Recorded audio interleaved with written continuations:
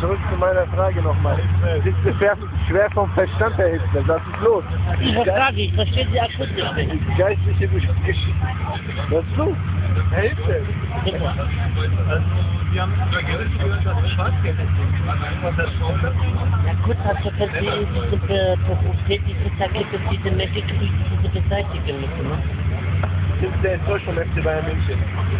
Nein, also wir hatten eine Einigung im Mitte des Jahres, dass wir uns am Ende der Saison trennen und damit bleibt es, dass es an Einzelstelle von beiden Seiten, sowohl von mir als auch vom Vorstand von FC Bayern München.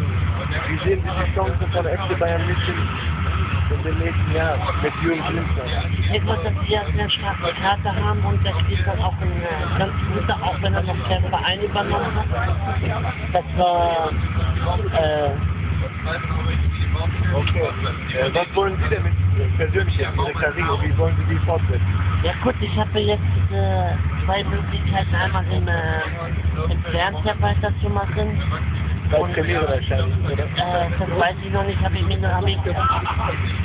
habe ich noch keine Gedanken drüber gemacht und wie Sie ja wissen von Ihren eigenen Berichten, dass ich ja noch in der Speisenangst vorliegen habe. Man spricht von einem Privatgehalt, dass Sie da eine Bank angelegt haben über mehrere Millionen.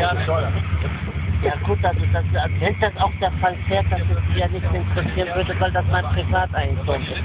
Haben Sie recht, Entschuldigung. Und wie sehen Sie die Chance von Jürgen Klinsmann?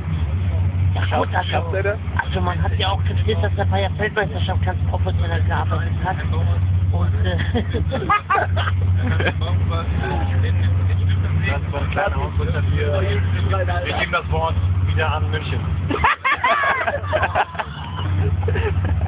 Experte. nochmal sagen. Ja,